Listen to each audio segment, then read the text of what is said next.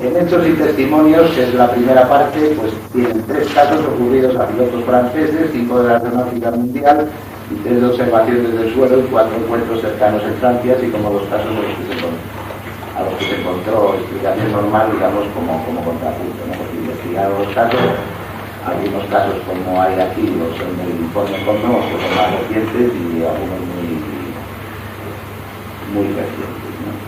Luego está el estado de los conocimientos, donde se habla de la organización de la investigación OVNI en Francia, que es el único país que tiene una investigación OVNI realmente, vamos, o sea, que es real, porque está centrada en el Centro Nacional de Estudios Espaciales, con lo que fue primero GEPAN y luego etcétera.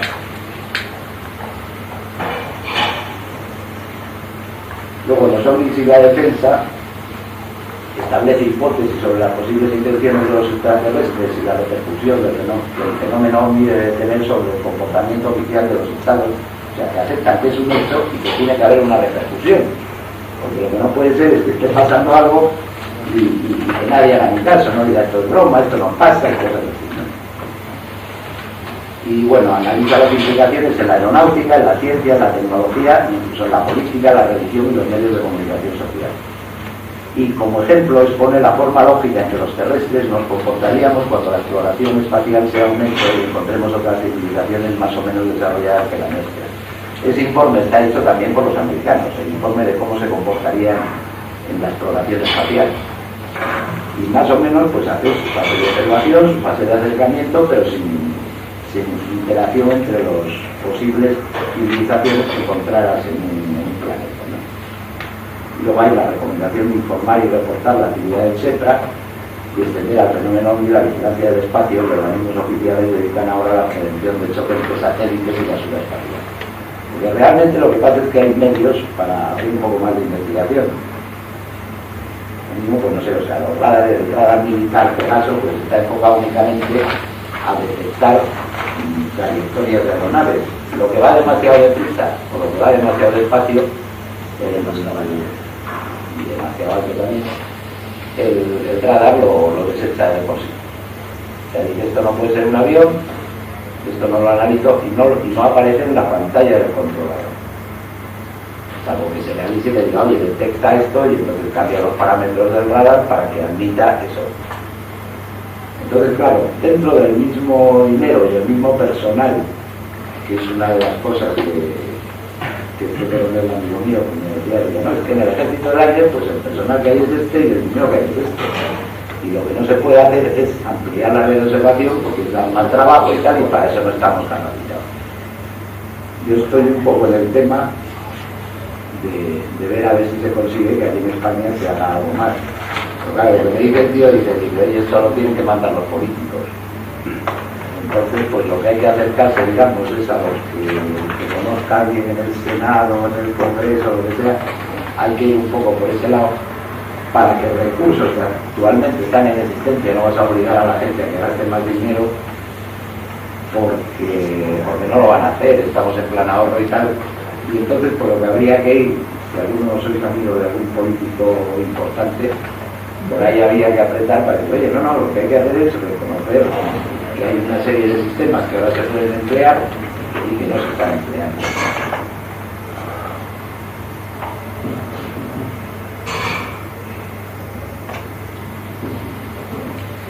Bueno, entonces, sobre todo, lo que quiero resaltar es la importancia de la gente que se está dedicando ahora a hablar dentro del mundo de la ciencia y de la medicina.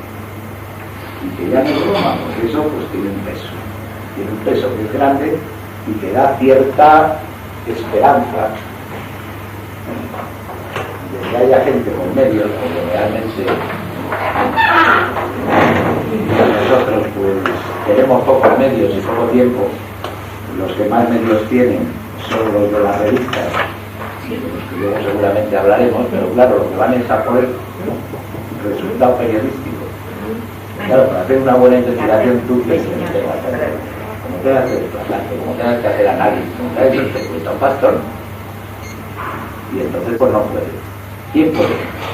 Actualmente en el mundillo nuestro, los que vienen pagados por las revistas, que normalmente son los directores, Y eso puede. Si no, pues que tienen que recurrir a la universidad y a la universidad.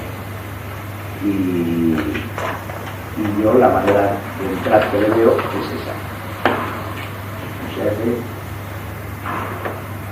entrar por las buenas. Ya opinaréis vosotros ahora lo que queráis, yo será un punto de vista, ya lo debatimos, si os parece. Pues habéis quedado como muertos. ¿Os he dormido? No. ¿Os he convencido? Sí, gracias. Pero no conocemos a políticos. No, pero bueno, a lo mejor no está bien mismo. No sé, o sea, es una idea que ahí se da. Realmente en la universidad, por ejemplo, que están estudiando teoría de la relatividad general, física cuántica, utilizando esas herramientas se podría dar explicaciones a posibles viajes de naves interplanetarias. Dentro de la física teórica, pues la limitación de los 300.000 kilómetros por segundo no existe. En el momento en que, bueno, de entrada Einstein quitó parte de las ecuaciones que le parecían absurdas.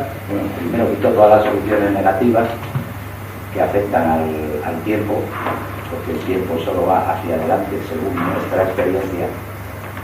Pero en física teórica, igual que hay el tiempo moviéndose hacia adelante, hay una serie de soluciones que muestran el tiempo moviéndose hacia atrás. Entonces, dentro de eso sí que podría existir pues un desplazamiento en el tiempo. Esto lo digo únicamente a título de decir lo poco que se sabe, porque estoy harto de oír que nadie puede venir de muy lejos porque no se puede superar la velocidad de la luz. Y como lo más cercano es a 4 años luz, pues imagínate lo que tardarían. Y si vienen de más lejos, más.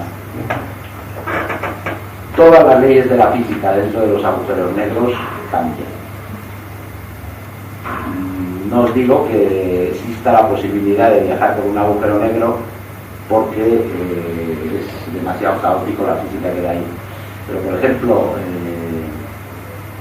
Sagan, cuando hizo la novela de la que hicieron la película Contact, inventó el argumento de todo el desplazamiento de Sagan, como buen físico, pues no quería hacer nada que contraviniera las leyes de la física. Entonces se fue a un físico teórico por allí y le dijo, oye, búscame aquí un remedio. Y entonces pues inventó el agujero de gusano, que el agujero de gusano es estable en unas condiciones físicas actualmente inalcanzables, porque necesita una materia de masa negativa y tal para ser estable.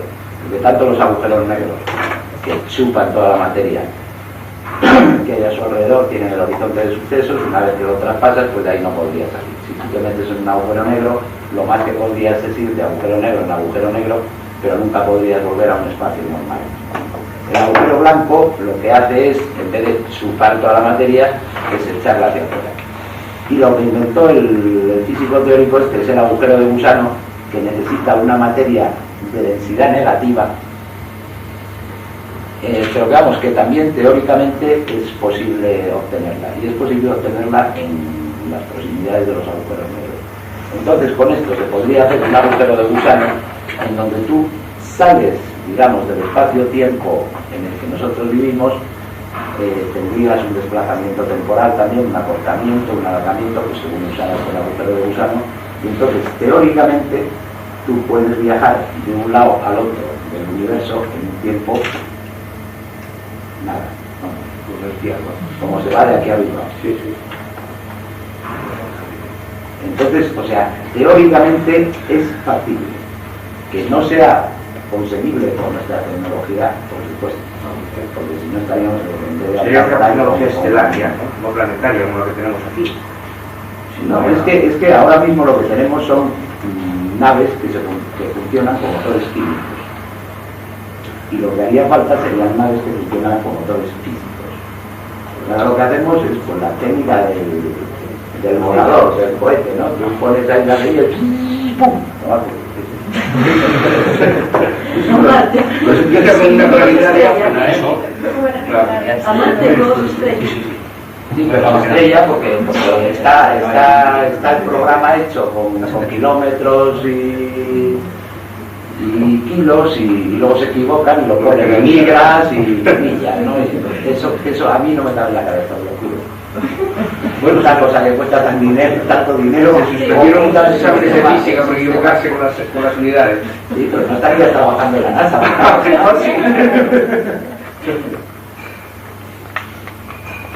La verdad es que esa posibilidad de los agujeros de gusano, aunque sea para nosotros, Es una posibilidad teórica, y puede haber otras. Que no, Es que somos los últimos primitivos. Que nosotros no lo hayamos logrado. No claro, es que el no progreso humano. O sea que el sistema de explosión Claro, eso es la propulsión. Bueno, Esos son sistemas químicos. Ahora se está hablando un poco, pues eso no sé, lo de los ovnis, la propulsión de los ovnis tiene que ir por la vía magnética. Necesitaremos Y es lo que otro se está empezando a tocar un poco ahora. Miguel Serrano, en Chile, me hablaba de los Nazi. ovnis, sí, me hablaba de los ovnis nazis, y según él, me decía que la gran fuerza de la técnica alemana, que avanzó más de 100 años, es que los ovnis se movían con un sistema no de explosión, sino que ellos habían descubierto la implosión. Eso me decía Serrano. Y bueno, ¿Cómo te decía, verdad? que había descubierto, que los nazis habían descubierto los científicos el sistema de propulsión no de explosión, sino que él le llama de implosión. Claro, crean un vacío, por eso que Implosión es lo que pasa si tú coges un martillo y le das al televisor en la pantalla. eso Que puede ser un poco lo de la mano. él me lo explicó en términos muy coloquiales. Pero es porque lo sabía, los planos, es porque lo sabía. Pero las velocidades sería largo explicarte aquí todo lo que hablamos. Hablamos todo una Claro, no escapa de la interpretación cuántica. No pasa que queda según la teoría que existe, el Estado de Israel y según Serrano, como su actividad, que en estos momentos se está creando en Sudamérica un Estado libre en una parte muy en concreto entre la frontera de Argentina. Este es el plan andino. Un plan donde funcionan una serie de fuerzas que él llama fuerzas de diferentes gobiernos, una fuerza oculta.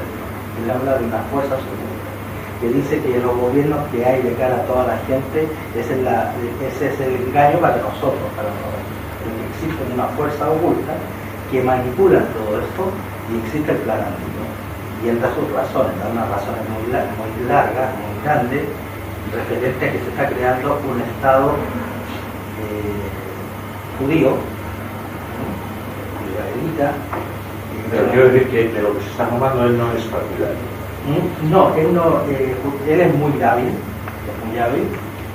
entonces yo lo trataba de llevarlo al terreno que me soltara realmente. Entonces, y él me eludía la pregunta siempre diciéndole, entonces los judíos, no, yo no he dicho eso. Él elude pronunciarse referente al problema judío. Y cuando le pregunté, por ejemplo, sobre colonialidad, me dijo que en cualquier conglomerado donde existieran más de 10 alemanes, siempre iba a pasar lo que pasó en Alemania. El sistema de solidaridad, un sistema de trabajo, un sistema donde todo es una piña, un sistema como que se creó en colonialidad, que se juntaron muchos alemanes, donde habían fracasado todos los italianos inmigrantes porque eran puras piedras, y los alemanes lo hicieron resurgir en 5 años. Ahora es un vergel, con aeropuerto y con todo el plan. Eso es una realidad.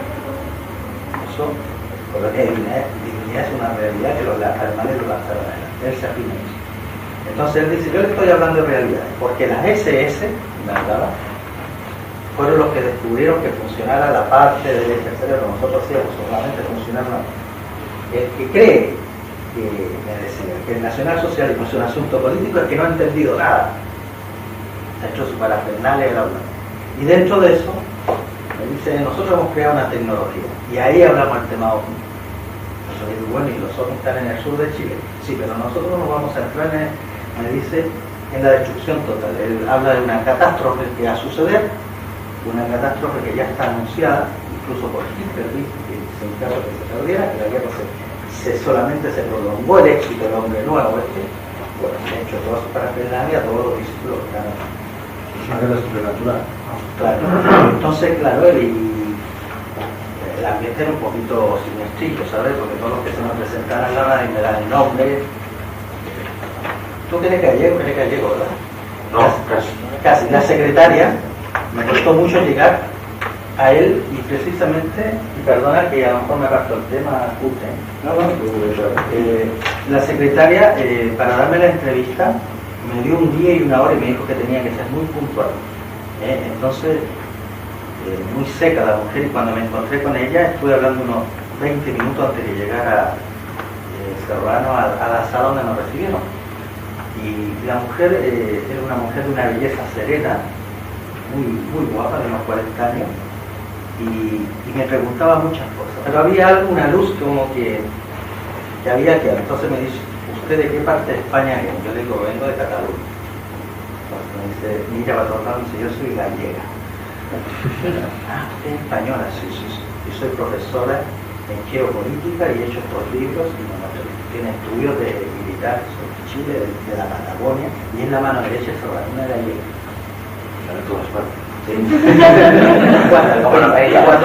cuando llega Serrano con su traje cruzado, ella se para, una paracela se para, la mesa con el asunto rojo, con la suástica, la mesa donde tomamos el café, está hecho mano con la suástica, todo.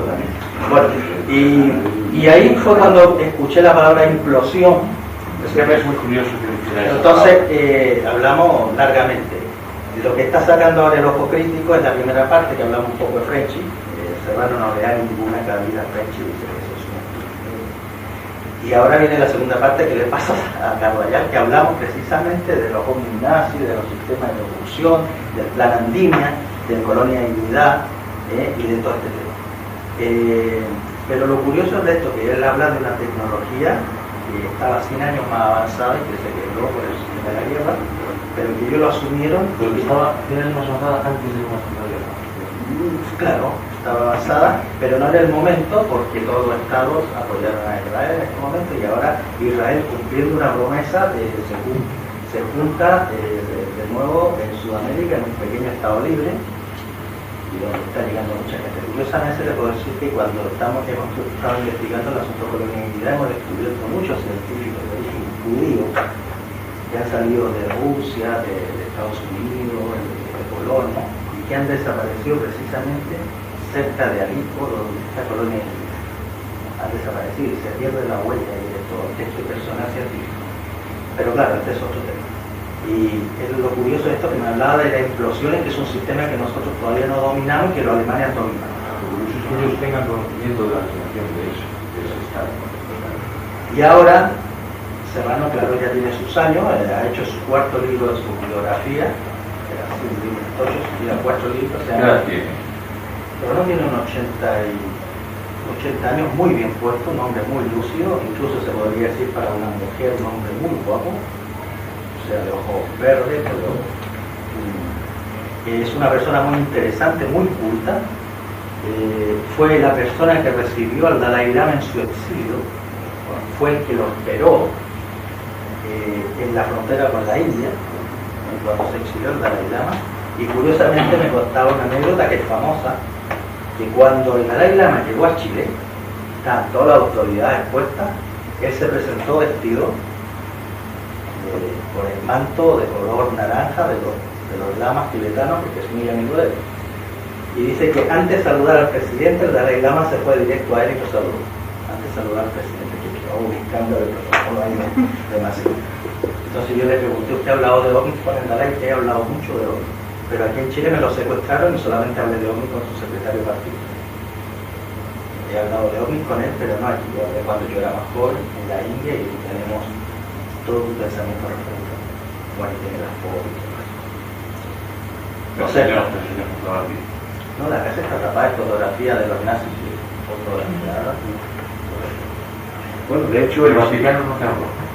¿Eh? El Vaticano no nombró la conversación. Bueno, él habla de Con una el que hemos topado. sí, de la iglesia, él habla de la iglesia como una sociedad corrupta que apoya esto, que apoya esta civilización degenerada que tenemos ahora, donde la juventud no sabe dónde va, que no tiene valores, ¿me entiendes?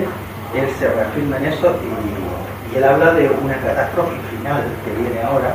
Él habla de la catástrofe de los ordenadores del año 2000, date cuenta que tuvimos la entrevista en febrero, en septiembre del año 99, y habla de la catástrofe de los ordenadores, cosa que no ha sucedido realmente, ha sucedido una cosilla, pero y habla de una serie de cosas más catástrofes, muy catastrofistas, pero su juego es su forma, y ahora hay un movimiento nazi y lo curioso es del asunto de los nazis de un montón de aviones espías que ya lo tenían los alemanes y todas estas cosas. Estuvimos hablando de eso.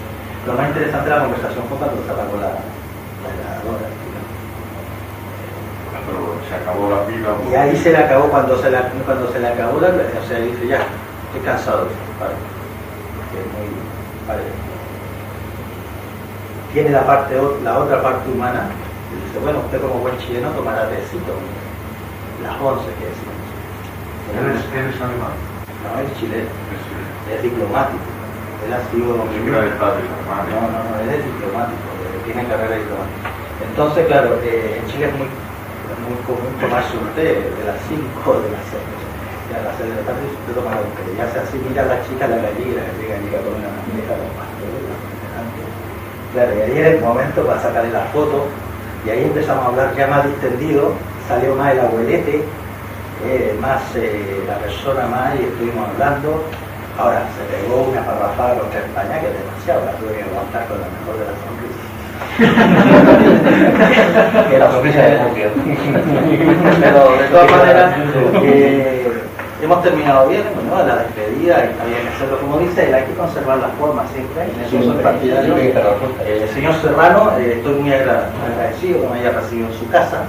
Yo no lo conocía particularmente, veo que usted es una persona muy culta y espero que, a pesar de que lo hacemos diferente, a lo mejor en el fondo buscamos lo mismo, y le agradezco mucho esta entrevista con los medios de información de don Raúl, desde su casa cuando usted. O sea, siempre conservando las formas con este tema. Y aquello que estaba muy vigilado. Se me acercó un hombre y le dice, señor don Miguel, ¿le puedo dar mi nombre? Sí, el hombre está que dice, está para los servicios secretos del ejército, me interesa mucho el tema del ejército. Yo no lo pongo la cuenta. Me dice, me gustaría hablar contigo. Había muchos jóvenes, chicas jóvenes, muy jóvenes, todos chicas jóvenes, muy jóvenes. Bueno, hombre, todavía no estaba ahí. Y lo que le cantó también, él era el gurú, ¿sabes? Cuando fui a la casa me hizo llamar de la casa de abajo antes de subir. Fue una... ¿Tú le preguntaste algo de si él había ayudado a alguien en aquella época del año 45? Él no estaba en Chile. No estaba. No, él era embajador en la India. Y él tiene un asunto ambientalista muy fuerte. Una de las cosas que hablamos es como te dijera, esa conexión que hay entre la cultura budista y el asunto que siempre se ha dicho que se encontró. Cuando entraron las tropas aliadas alemanas se encontró un ejército de mongoles muerto ante el lugar donde estaba Hitler. Siempre se ha dicho que tibetanos pelearon a favor de Hitler. Eso estuvimos hablando y él no encuentra lógico porque me dio sus razones. El tibetano también es te daba por hecho que había muerto. No, él dice que él dice que lo trasladaron de una forma no convencional, lo trasladaron a mucha gente. Dice que de más de 600 submarinos. Otra de las fórmulas de energía que me habló ahora, que me acuerdo de los submarinos, fue que submarinos especiales que podían estar muchos meses en el agua y que sacan la energía del propio oxígeno del agua. 7 veces más rápido y submarino. Claro, y por eso se encontraron, yo le decía entonces, el submarino Uruguay, que se encontró frente a las costas de Uruguay, que cuando se reunieron las tropas nazis, a los 6 meses después descubrieron a los generales, a los chicos que venían, se entregaron a la autoridad de Uruguay, y lo que más llamó la atención es que venían frescos, afeitados, después de estar 6 meses. Eso se había publicado antes. Sí. Pero como ese se encontraron 2 o 3 más en Sudamérica y claro, él hablaba que ¿Conoció alguno de los jerarcas? Sí. ¿Los conoció? y su familia. Pero bueno, eso es referente a...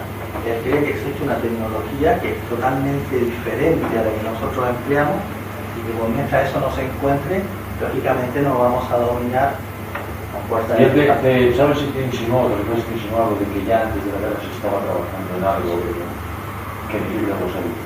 Claro, que esto es un proyecto de mucho antes. Esto es un proyecto... Además es que es factible porque Hitler hizo cosas muy raras, completamente contra la lógica estratégica de conducir una nación. Entonces a mí no me extraña que hubiera una tecnología muy superior que no se usó porque a Hitler no le gustó. No, señor, yo lo que tengo... Porque claro, si no te parece un contrasentido de por qué Pero perdió de la guerra. alguna manera es que no había cosas que no conocía, que no se le habían dado a ella. Y hay alguna Porque hay que frase... pinchar y cortar el arroz en vez de dar video. Sí, me dio una La frase... bestia negra que mandaba. Él me hizo alusión a una frase que son muy específicas y que siempre han dejado a la gente dentro del misterio y efectivamente si tú lo piensas más profundamente, lees entre líneas, te enteras de muchas cosas. Lo que pasa que, claro, ahora ha pasado un tiempo y ahora están las generaciones nuevas.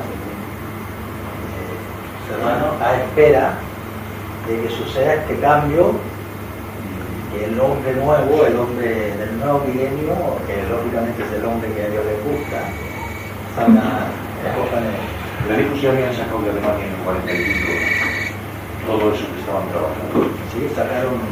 Toda esa tecnología, no los individuos, Sí, los que daban. dice que sacaron, no solamente que los aliados cogieron muy poca cosa. Ellos ya habían preparado toda la historia y la estrategia de salida. Eso lo dice.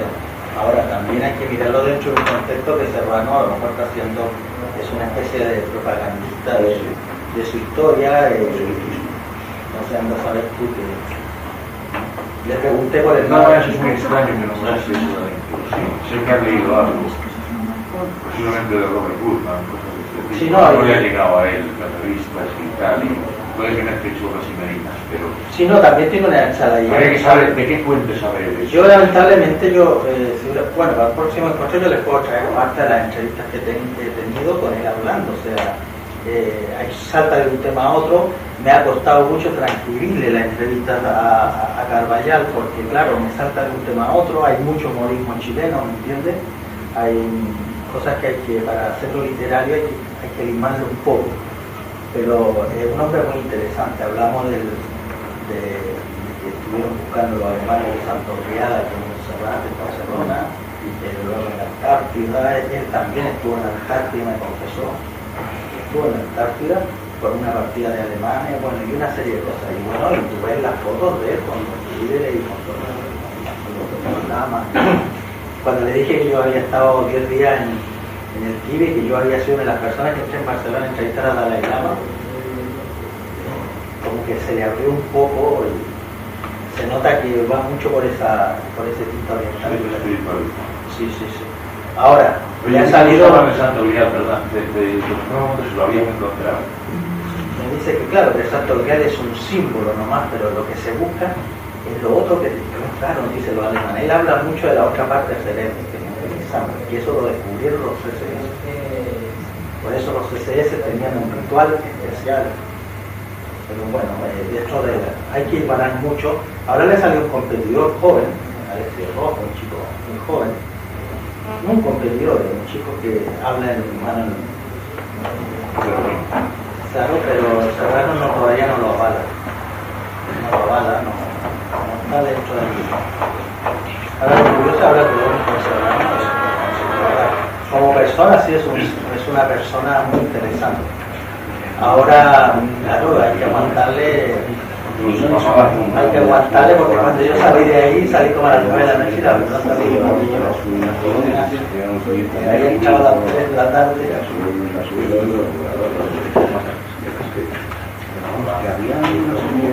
Y por eso te digo que es difícil separar periodista e investigador.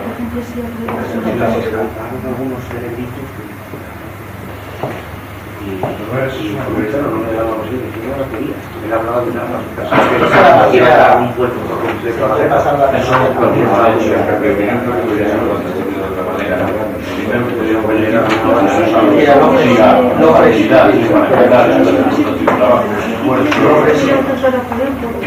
y cuando vi la cara que puso me cabré, me dio un ramalazo y en la noche lo tenía que apagar de azul. O sea, me dio esos ataques que te dan de... Y he quedado muy bien. No, ya. He escrito, tú sabes que he escrito muchos libros, pero no es el líder más biólogo.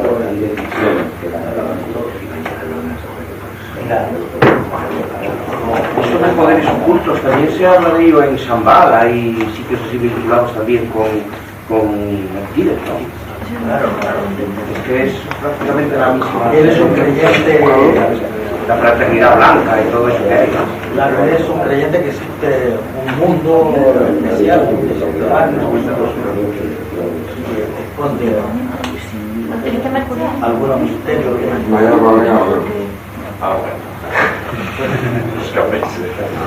Ahora sí. Venga, nada, hasta mañana.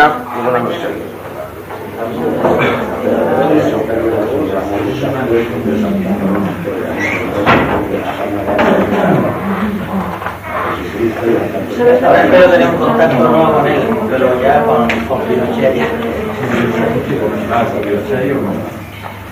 No, ahora él estaba muy rebotado por el asunto, no por el hecho de que hubiera empezado con ella, pero no es porque Pinochet, porque pasaba a llevar el sistema judicial chileno, bueno, él hablaba de quién era el término que era aristócrata por red, ¿no? No se moja mucho, es muy inteligente, pero trata no se moja nunca, el asunto de colonialidad me lo planteó de una manera que es verdad. Cuando llegaron los alemanes ya se despegaron y los italianos fracasaron, los chilenos fracasaron, todos llegaron los alemanes y 5 años lo dejaron. Tienen su propia escuela, tienen su panadería, tienen todo, hasta un aeropuerto, todo un sistema cerrado, todo un sistema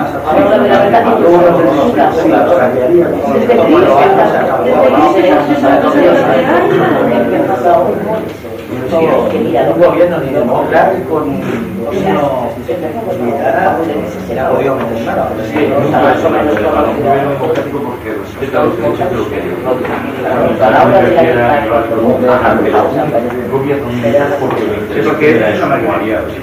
Yo hice un trabajo está comprobado que con legislidades soporte, infraestructura a ciertos líderes de la ultraderecha chilena en los tiempos de Allende. Por ejemplo, Roberto Time era uno de los de la extrema derecha que hizo fuerte atentado y mató a Calenecán, el presidente de Allende. Y se dio por muerto, la marioneta se arrestó y se le cambió toda la estructura, la camioneta, todos los sistemas para que escapara por Argentina, Roberto Time. Entonces yo hice un trabajo sobre eso. Esto yo lo presenté en una revista y fue rechazado diciendo que esta revista no tocaba temas políticos. Pero claro, que es muy difícil tocar la colonia de niñas y llegar a los pequeños matices. Entonces, claro, he tenido que pescar el artículo y esoterizarlo, esoterizarlo, como me dijo un director, hablando cositas de mensajes y cosas estúpidas que no tienen. Incluso que lo han tratado de hacer conectar con el tema en French, barbaridades, ¿sabes? Pero dentro de esto el artículo verdadero está saliendo ahora por la página de Moisés Garrido, va a salir el verdadero artículo político y toda la historia de la colonialidad, desde cuando por Chile escapó de Alemania con una cerca baptista y pescó un barco con los primeros alemanes, llegó a Chile y toda la historia. Ese es el artículo verdadero, quizás el más aburrido para la gente que no le interesa el tema, pero bueno, ahí está. La verdadera investigación está ahí. Y el de los americanos que opinan. Los americanos que opinan. Los americanos no. Tampoco lo. Él no habla términos generales sobre un país, pero él habla de un gobierno mundial, en la sombra. Ahora. Que está manipulando lo que sigue al mundo hace bastante bien. Habla del consumismo que existe ahora, que está todo manipulado, de las tarjetas de crédito con el 666, que ya estamos todos controlados, y que la persona que no tenga una tarjeta ya no es un ser humano. ¿Y por qué tanto se critica colonialidad? Porque es un enclave autosuficiente, es un enclave que hacen pan, tienen aeropuertos, tienen sistema de colegio, tienen de todo. Claro, no tienen tarjeta de crédito, no entran en el sistema consumista supercapitalista de esta sociedad. Y entonces estos son nazis, nosotros somos los raros. Porque nos salimos del sistema que ha inventado este supergobierno mundial. Y si tú lo piensas fríamente en ese momento, claro, es que dices, yo llevo en el bolsillo 3 tarjetas de crédito, me la hago funcionar a la tope y sin nada. Que me tienen las tarjetas que en Chile quedo sin nada. O sea, tú te das cuenta que dependes de unas tarjetas que vas jugando, sacando. Y él dice que existe esto, que esto está programado hace mucho tiempo y que, bueno, te habla del Papa Volpiria, el Papa traidor, Papa, bueno, y tiene un cacao muy fuerte que es muy difícil, como te dijera, extractarlo para hacer una entrevista en plan literario, ¿sabes? Pero bueno, o sea, en eso estoy. Ya del Carvajal me sacó la primera parte, que es la parte más suave, ahora viene la más. Y estoy de acuerdo contigo, esto tendría que haber salido en una revista con una foto muy guapa, pero bueno, mira. Pero bueno, luego la revista te va a hacer la mitad de la mitad de la mitad. Además que me costó un montón sentarlo detrás de la parafernalia nazi que tenía. Ahora es una queda deja que a lo mejor el Robert Goodman o eso no te prepara un artículo sobre eso mismo, quizá con menos fundamento, y se lo publica cualquiera de ellos. Bueno, pues y metiendo todo lo político que se y al final ahí está todo publicado, lo que no entiendo. porque son... Habrá que pensar en que, bueno, haya suerte algún día con una renovación en la edición de la revista. Son pocos los escogidos.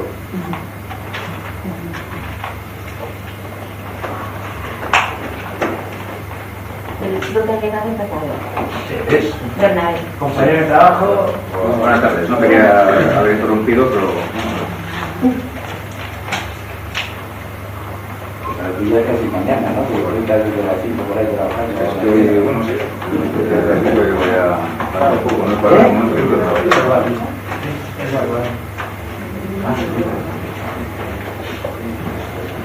Antes se dedicaba a muchas cosas y bueno, pues en el Congreso estaba Salvador abarcando y colaboraba con el TV y demás. Es el Papa común. Conocía a la Sierra, a Carvajal, cuando empezaron. Él me cuenta lo que era antes y me cuenta lo que es ahora.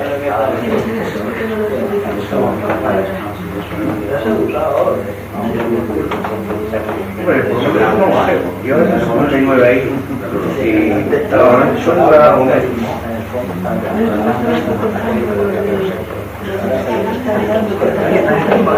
No, ellos me sí, que sospechaban que tomaron un medicamento que no hacía O por lo menos que prorrogó la vida. buscando una pista, una pastillita rara que era por ahí, a ver si tomaban el fama.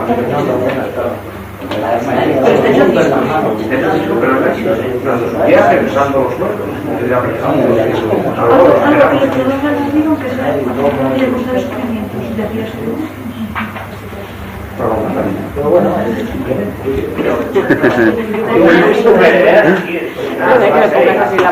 No pasa nada. No, pero es el barco, quiero unos aspas. Eso más antiguo. Yo he oído otra teoría de que si Era un cometa con chorro. esvástica, en vez de la esvástica, otro gallo lo hubiera cantado, porque eligió varias entidades. No le hemos contestado. ¿Has oído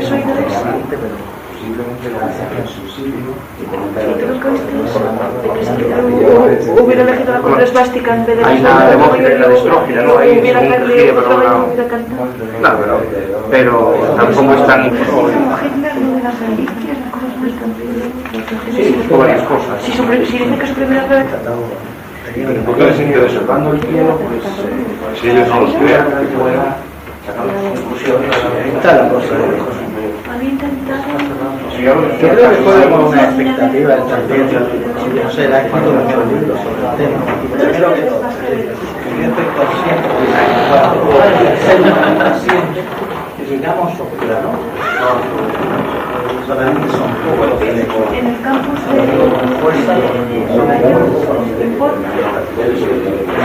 se trasciende cuando se llega a un llegado de la y eso es lo que hemos luchado no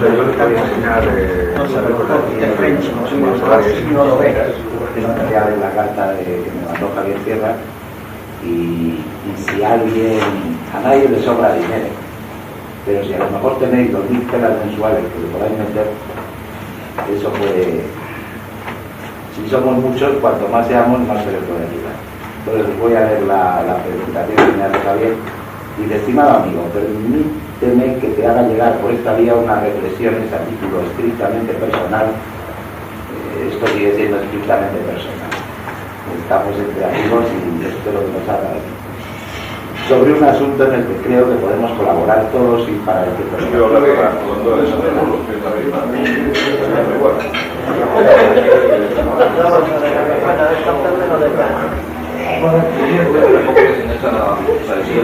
No sé qué, y le dice a Cayela, por cierto, no sé qué dijo Cayela, le dice, por cierto, ¿cómo se me queda? Pues María. Pero le dice, lo que me llegó ha sido un caso, me parece que con el estado de Oregón, bueno, una cosa impresionante hasta el extremo. ¿Cómo puede ser posible y tal? Y Cayela, ¿y qué fue? ¿Qué fue? Dice, bueno, y que, oye, pues ya sabes que es un tío que es muy ameno y tal. Bueno, yo no me imaginé que la cosa fuera como yo decía, no, me imaginé que era un caso pues, muy interesante. Y tenía una gata en el granero. Y la gata andaba como loca detrás de un ratón que no lo cogía, que se escondía por ahí, no sé qué, no sé cuánto, y no era capaz de cogerlo. Y se metía entre los sacos abajo. Entonces, que dice, la gata estaba preñada. Se colocaba justo delante del agujero entre dos sacos, así. Y enfrente de la gata estaba Triesta, las 3 estrellas, así. ¿Cuántas horas pasó aquel animal allí morando a ver si cogía al ratón? Nacieron los gatos, los 6 gatos, con las 3 estrellas aquí. Y ponía Triesta, dice, no, ponía las estrellas. es una hipótesis.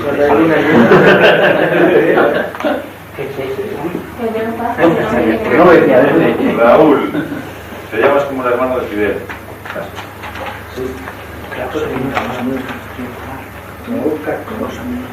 Oye, nos ha hecho una confianza. Confiesa.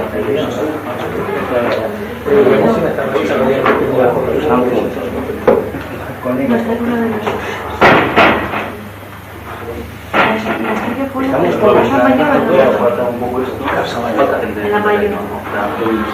Creo, al final es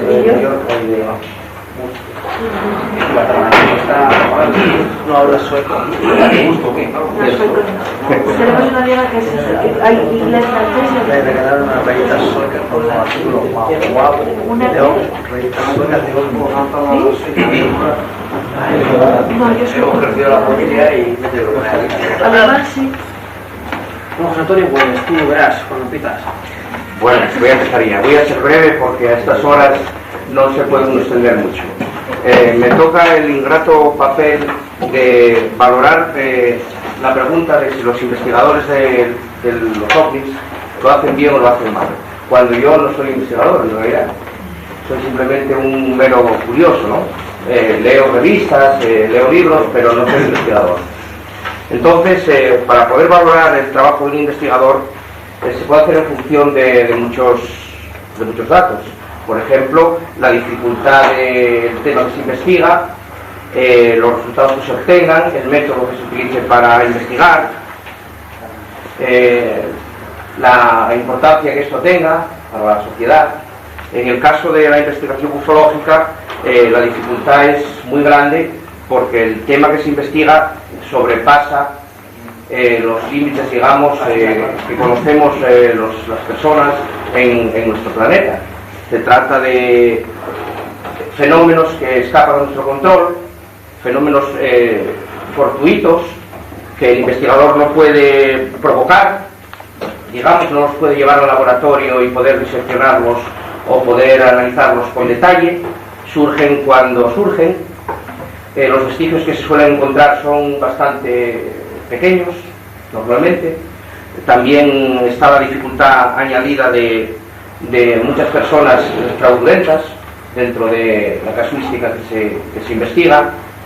Y claro, hay que tener en cuenta esta dificultad metodológica, digamos, y fenomenológica, para poder valorar en su justa medida el trabajo de una serie de personas que probablemente, vocacionalmente, digamos, acuden a estudiar este tipo de fenómenos poniendo su tiempo, poniendo su dinero y sus desvelos, sacrificándose, saliendo por las noches, haciendo avistamientos, recogiendo datos, haciendo estadísticas. Es un trabajo ingrato, un trabajo de muchos años y seguramente los resultados a veces no son los esperados, y entonces pues esto da muchísimo valor al investigador ufológico. Con relación a la metodología, pues bueno, a mi modesto entender, supongo que se basará principalmente en avistamientos en una primera fase. En una segunda fase serán vestigios de posibles huellas dejadas por digamos, estas luces que se ven, porque normalmente son fenómenos ópticos, pienso, ¿no? Supongo que lo que más se observa son luces, son formas que se desplazan, y en algunos casos pues aterrizan, y entonces se dejarán huellas, dejarán marcas, se dejarán trozos de material que se llevarán a los laboratorios y que se analizarán. Los vestigios, pues normalmente, si partimos de la hipótesis de que los ovnis, que es una cosa que ya está admitida por todo el mundo, son naves extraterrestres, los vestigios tienen que ser pocos a la fuerza, porque supongo que los entes que manejen estas naves serán lo suficientemente cuidadosos para no andar dejando pistas por ahí de una forma, vamos, digamos, descuidada. Harán las cosas con conocimiento de causa. Ellos también nos están investigando a nosotros, partiendo de la hipótesis de que son naves de origen extraterrestre. Vamos, yo parto del principio no de prototipos militares ni de fenómenos terrestres, que sería un campo a estudiar más bien por científicos, ¿no? Físicos, geólogos, biólogos en realidad, ¿no? Sino la hipótesis, digamos, extraterrestre. Dado que actualmente ya nadie discute la gran probabilidad de existencia de vida fuera del planeta Tierra, ante la inmensidad del universo y ante las observaciones astronómicas de materiales orgánicos que están en las nubes interestelares, y luego la explicación de nuestra propia existencia, que por lo visto, de acuerdo con las hipótesis de los biólogos, tiene un origen extraterrestre. Es decir, los compuestos orgánicos que están en el universo y que son muy abundantes por lo visto, llegaron a la Tierra, encontraron unas condiciones para desarrollarse, para poder evolucionar, y dieron como resultado pues la vida que hoy conocemos, que además es una vida tremendamente diversificada. O sea, hay muchísimas especies y muchísima variedad. O sea, es una cosa inmensa. Entonces, Parece ser que los científicos creen que el fenómeno de la vida es un fenómeno común en muchas zonas del universo, no solamente en nuestro planeta. No es que tengamos aquí un milagro, es que ese milagro tiene que haberse producido en multitud de sitios. Entonces, partiendo de ese hecho, prácticamente, lo podemos llamar casi como hecho, pues si nosotros hemos evolucionado hasta un nivel científico y técnico que nos permite preguntarnos una serie de cosas, ¿qué hacemos aquí? ¿Estaremos solos? ¿Dónde puede haber más condiciones iguales a las nuestras?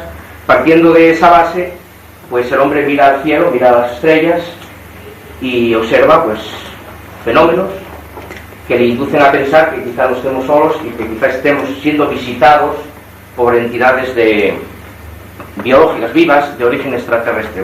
Bien, entonces yo ahora quería contar un pequeño cuento donde se ve, digamos, la diferencia entre dos investigadores, ¿no?, ante este tipo de fenómenos. A ver si os gusta. Resulta que el famoso detective Sherlock Holmes y su inseparable amigo, el Dr. Watson, decidieron pasar la noche en las montañas del país de Gales y llevaron su tienda de campaña, los sacos de dormir, las mochilas, en fin, todo tipo de materiales que pudieran necesitar. Después de haber montado la tienda de campaña y haberse metido dentro a dormir, en mitad de la noche Sherlock Holmes se despierta y empieza a darle codazos a Watson y le dice: amigo Watson, abra usted los ojos y empieza a sacar conclusiones. Entonces Watson abre los ojos y dice: bueno, yo la primera conclusión que saco es que es de noche, porque estoy viendo la luna y estoy viendo las estrellas y no estoy viendo el sol. Sherlock Holmes le dice: prosiga usted con sus investigaciones, o con sus conclusiones, digamos, hipótesis. Y dice Watson: pues observo también que las estrellas se agrupan en una serie de formas que recuerdan figuras. Podemos ver la Osa Mayor, podemos ver la Osa Menor, podemos ver la estrella polar, vemos algunos planetas, y en fin, le describe el firmamento como lo haría pues un astrónomo. Entonces Sherlock Holmes le dice: usted me sorprende, señor Watson. Lo que usted observa, pero usted ve, pero usted no observa. Lo que usted debería decirme es que nos acaban de robar la tienda de campaña. Porque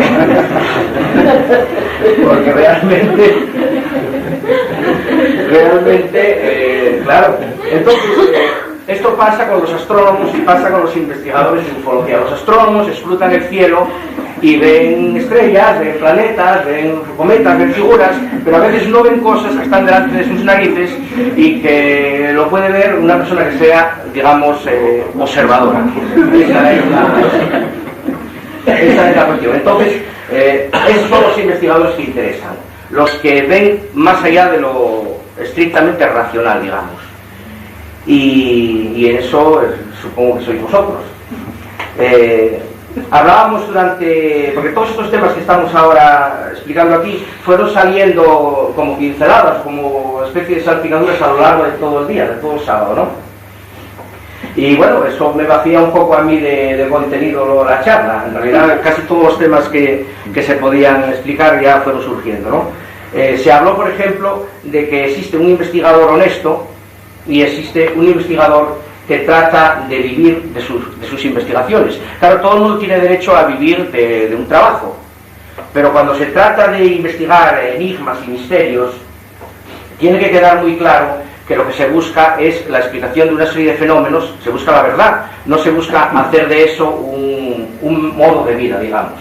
Entonces tiene mucho más mérito el investigador no profesional, el investigador que sacrificando horas de su tiempo libre y que teniendo que vivir de otras cosas, sale al campo y se dedica a buscar fenómenos o pruebas o vestigios de todo tipo de avistamientos. Mientras que otro tipo de investigadores lo que tratan es de publicar. Bueno, publicar es muy necesario, realmente, claro. En ciencias, por ejemplo, se dice que un físico o un químico que no publica, pues que no investiga en realidad. O sea, hay que obtener una serie de resultados y llevarlos al papel impreso y venderlos, o que aparezcan en algún sitio. Eso, pues, en el campo de la ufología a veces no es posible, porque tienes que hacer fotografías a objetos que parece ser que se desplazan a velocidades vertiginosas, son fenómenos que si detrás de ellos hay una cierta inteligencia, probablemente tienen una tecnología a un nivel muy superior, varios siglos superior a la que tenemos los seres humanos, y nosotros con nuestros medios limitados tenemos que abarcar ese problema, y es un problema que sobrepasa realmente a las posibilidades que tienen los investigadores, pero es lo que hay. Entonces no se puede hacer otra cosa, es lo que hay, y hay que considerar que el resultado va a ser normalmente pequeño, va a ser parcial, va a ser un poco sesgado, pero es lo que hay. Entonces tiene realmente mucho valor, ¿eh? Es el trabajo que se hace en el campo, principalmente por las noches, cuando se apagan la mayor parte de las luces para evitar, eso también lo hacen los astrónomos, claro, para evitar confusiones con luces producto de la civilización humana. Y bueno, pues... pero no contemplas una parte fundamental del trabajo del investigador, no es la caza del ovni, sino la mayor parte del trabajo es la entrevista a los testigos. A los que ha visto contactados y abducidos, ¿no? No, o simplemente el señor que ha visto pasar algo. Entonces, pues la labor nuestra más es entrevistar al testigo en general y sacarle lo que puedas, que no la caza directa, que es muchísimo más difícil. Que muchas veces eran reticentes además a contarlo. Sí, muchas veces hay muy pocos investigadores. Es que claro, la observación hecha por el propio investigador es una observación fiel y verídica. Sí, la del testigo puede estar motivado a lo mejor por otro fenómeno. Ahí está el trabajo del investigador, ver si realmente es verídico. Porque puede ser un estado de conciencia alterada, puede ser visiones, puede ser... Es parte del trabajo. Es parte del trabajo. Hay saber una hasta serie qué de punto hay test en los fiabilidad. equipos, suele haber un psicólogo.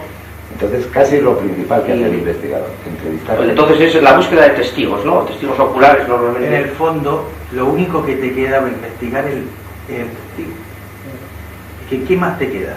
No, la observación propia. Sí, las pruebas cuando las hay, huellas, que no son siempre. Pues sí, Pero no si se no puede. te gustan estos temas, sales al campo, supongo que tendrás más probabilidad de ver algo que no, pues un señor que a lo mejor No tienes más probabilidad. Lo que decían de los investigadores de internet. Es tremendo eso, ¿no? Es tremendo que... Lo que decían de los investigadores de internet. De pantalla, investigadores pantalla.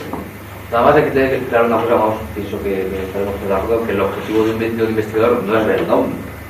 Es decir, eso no es el objetivo principal. El objetivo principal es intentar dar la explicación de esa inteligencia que hemos tenido. Que yo mañana salgo a la calle y veo un ovni, porque lo he visto o sea, lo he visto que va a seguir igual, o sea, no me hace falta ver algo para que sería ridículo que después del tiempo investigando no creía en ello, ¿no? No hace falta ver para creer, eso ya es perfeccionista. Eso el objetivo de un investigador no es ver un ovni, sino es ver qué hay detrás de ese fenómeno, es intentar sacar algo de luz. Y después, una vez que encuentras vestigios o pruebas materiales, por ejemplo, vamos a ver, eso se lleva al laboratorio, se analiza, y cuando uno encuentra un fenómeno difícil de explicar con los conocimientos que tienen en la ciencia hoy en día, porque claro, el problema es que nuestros conocimientos son hasta cierto punto, y más allá, entonces, digamos, ese margen que falta es lo que da la credibilidad real a la hipótesis extraterrestre, el ver un misterio por resolver, digamos, o sea, una pregunta por contestar. Es decir, parece ser que es la explicación más racional a todo esto que pase. Sí, es el fenómeno, ¿no? O sea, el fenómeno que... cuenta todas estas hipótesis que tú has dado y dices, oye, el universo es muy grande, la vida... Sí, eso yo creo que está admitido, ¿no? Ahí no debe haber... Bueno, sí hay discrepancias porque, o sea, en este mundo hay...